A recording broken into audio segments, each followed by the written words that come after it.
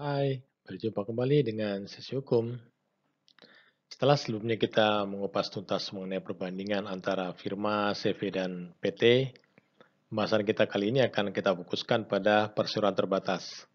Kita akan sedikit mengupas kembali mengenai apa keuntungan atau kelebihan bentuk usaha perseroan terbatas bagi pemegang saham dan kreditor.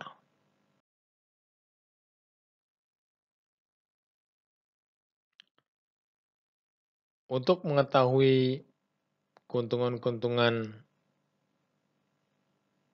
bagi pemegang saham dan kreditur, ada baiknya kita akan coba lihat, kita akan buat breakdown beberapa pertanyaan-pertanyaan, dan kita akan coba lihat pertanyaan-pertanyaan berikut ini. Apakah pendirian PT membutuhkan modal besar?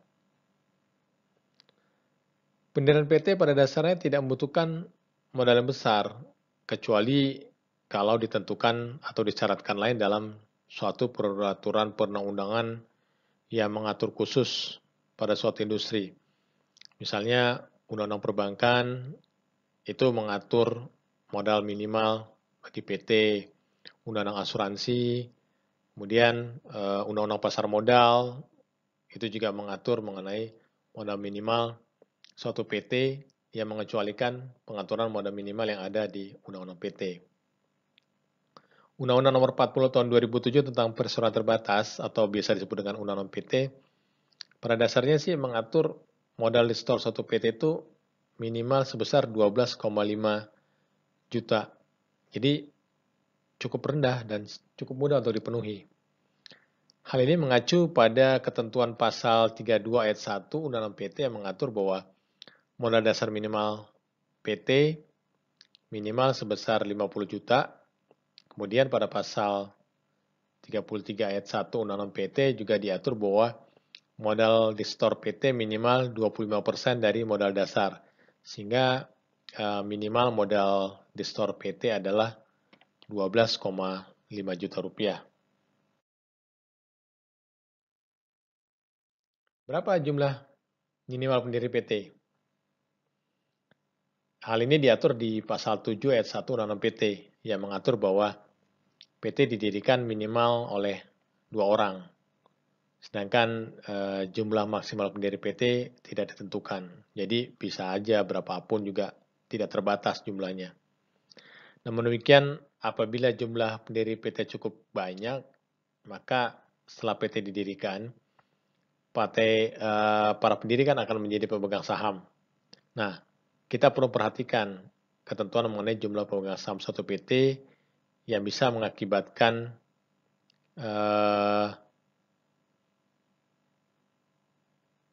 suatu PT termasuk ke dalam kategori perusahaan publik. Dapat pula saya sampaikan di sini bahwa istilah pendiri digunakan untuk pemegang saham yang menjadi pendiri pada saat PT didirikan dan tercantum dalam akta pendirian. Setelah PT berdiri, istilah yang digunakan adalah pemegang saham.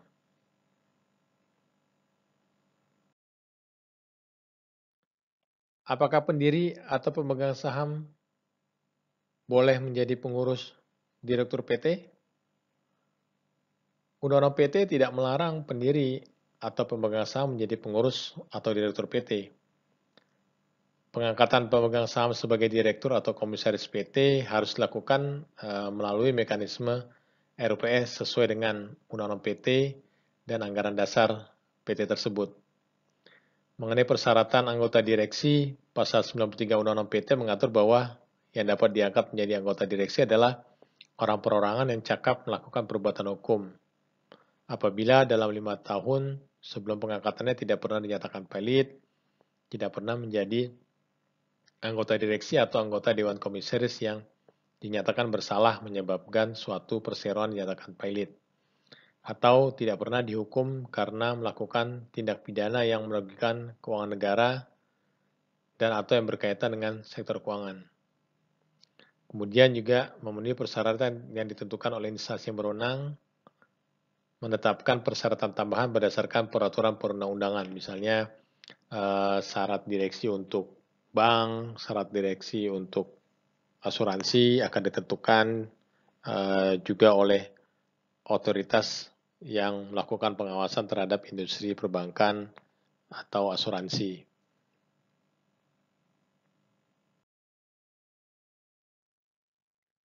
Pasal 6 Undang-Undang PT mengatur bahwa perseroan didirikan untuk jangka waktu terbatas atau tidak terbatas sebagaimana ditentukan dalam anggaran dasar. Jadi apabila perseroan didirikan untuk jangka waktu terbatas, namanya jangka waktu tersebut harus disebutkan secara tegas dalam anggaran dasar PT. Misalnya untuk waktu 10 tahun, 20 tahun, 35 tahun, dan seterusnya. Demikian juga apabila perseroan didirikan untuk jangka waktu tidak terbatas, juga harus disebutkan secara tegas dalam anggaran dasar.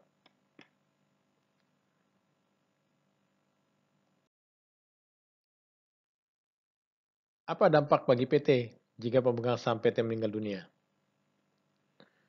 Pada dasarnya, Undang-Undang PT tidak mengatur dampak terhadap PT apabila pendiri atau pemegang saham PT meninggal dunia.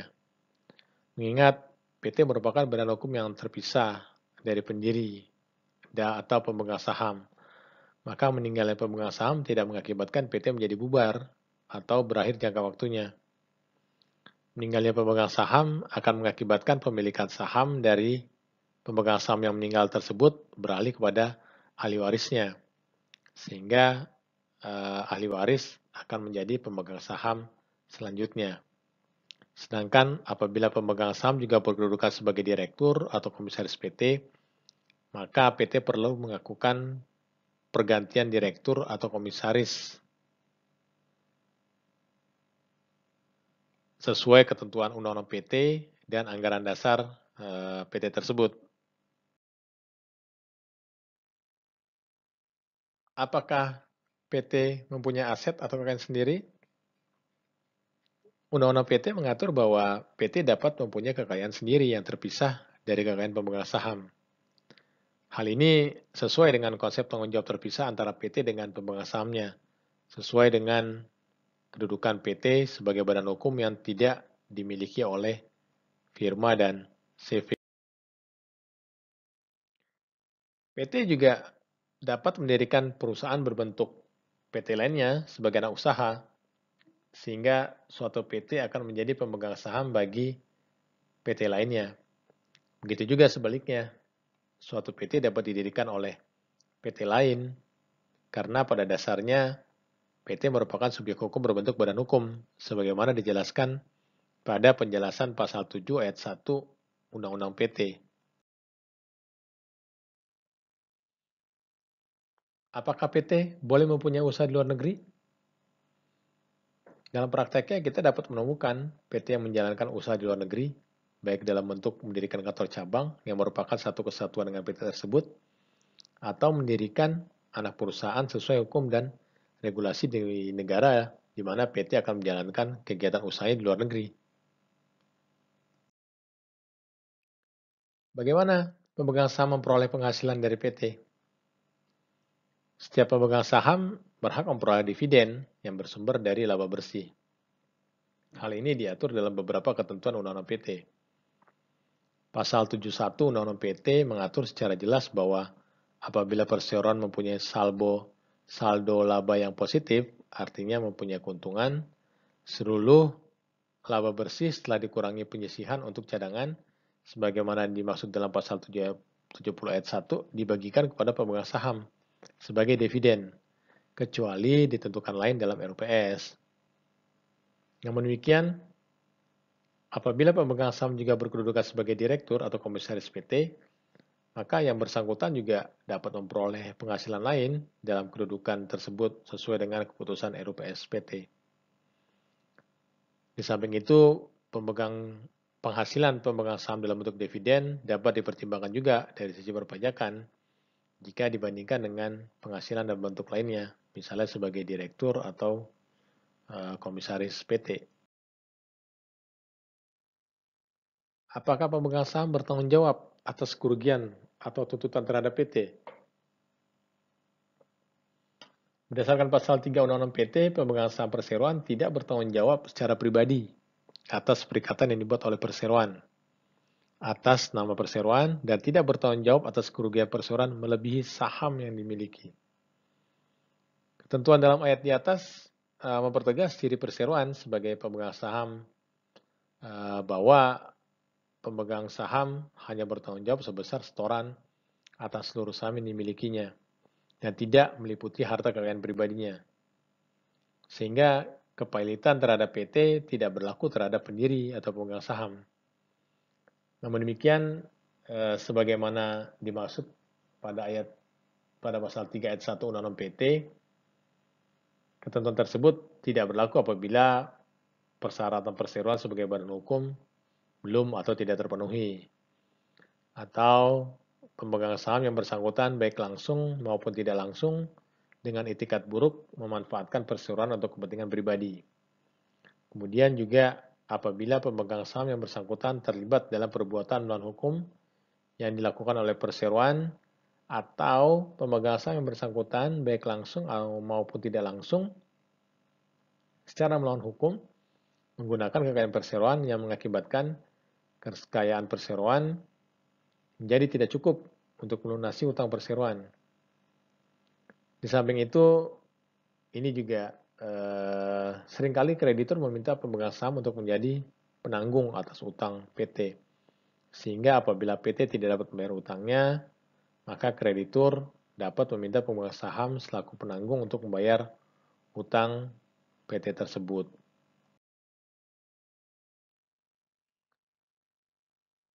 Berdasarkan penjelasan atau uraian atas pertanyaan-pertanyaan tersebut di atas, apa sih? Apakah keuntungan mendirikan PT dibandingkan bentuk badan usaha atau badan hukum lain bagi pemegang saham? Kita dapat melihat dari uraian-uraian yang telah kita diskusikan sebelumnya bahwa terdapat keuntungan mendirikan PT. Jadi, ada pendirian PT itu dapat memberikan keuntungan tersendiri dibandingkan apabila kita mendirikan badan usaha lain. Antara lain, keuntungan tersebut adalah tanggung jawab pemegang saham pada prinsipnya terbatas pada penyertaan modal yang dilakukan, sehingga pemegang saham tidak bertanggung jawab atas kerugian PT melebihi penyertaannya. Nah, konsep ini tidak dikenal pada bentuk badan usaha, firma dan CV, khususnya apabila CV tersebut apabila kita menjadi sekutu aktif pada CV. Modal minimal PT juga relatif kecil. Tadi sudah dibahas, modal syarat minimal modal adalah 12,5 juta. Pendirian PT dapat didirikan cukup hanya oleh 2 orang. Pendiri PT tetap dapat menjadi pengurus tanpa kehilangan tanggung jawab terbatas. Sebagaimana pada CV. Pada CV, pengurus yang menjadi sekutu yang menjadi pengurus akan berkedudukan sebagai sekutu aktif, sehingga tidak mendapatkan keuntungan tanggung jawab terbatas. Keuntungan lainnya adalah jangka waktu PT dapat ditentukan tidak terbatas. Hal ini juga didukung oleh keuntungan lain berupa meninggalnya pemegang saham tidak mengakibatkan bubarnya PT. Bahkan apabila pemegang saham meninggal, sahamnya dapat diwariskan kepada ahli waris. Kepemilikan saham juga dapat dialihkan.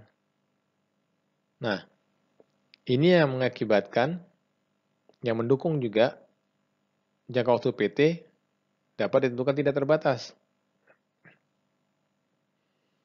PT juga dapat mempunyai kekayaan terpisah dari para pemegang sahamnya. Hal ini sesuai dengan konsep pertanggungjawaban terpisah antara pemegang saham dengan PT.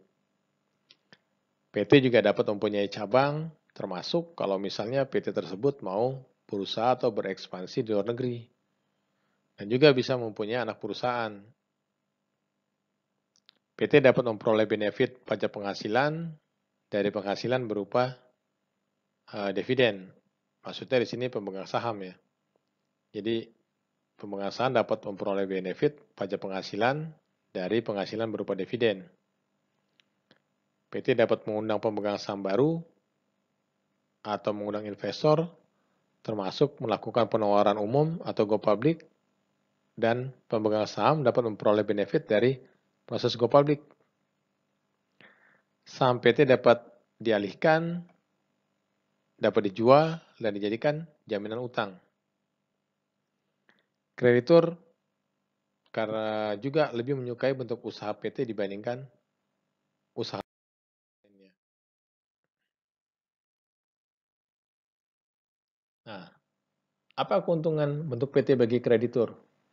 Kalau di sebelumnya kita bahas keuntungan PT bagi pemegang saham, kali ini apa keuntungan bentuk PT bagi kreditur? Pada dasarnya, dalam praktek, kreditur lebih menyukai debitur berbentuk PT. Kenapa? Karena sustainability usaha PT lebih terjaga. Hal ini terjadi karena pergantian pemegang saham, baik karena pemegang saham meninggal, menjual saham, dan lainnya tidak mengakibatkan bubarnya PT. PT juga dapat mengundang investor strategis untuk memperkuat permodalan dan bisnis PT tanpa mengganggu eksistensi PT. Ada hal lain lagi, misalnya kreditur dapat melakukan swap atau equity swap, debt to equity swap apabila PT tidak mampu membayar kewajibannya. Kreditur juga bisa melakukan debt to asset swap apabila kreditur tidak mampu melakukan pembayaran kewajiban utangnya. Itu beberapa keuntungan yang diperoleh, keuntungan bentuk PT yang sangat disukai oleh kreditur. Baiklah, demikian tadi paparan dan diskusi kita mengenai apa keuntungan atau kelebihan bentuk usaha perseroan terbatas bagi pemegang saham dan kreditur.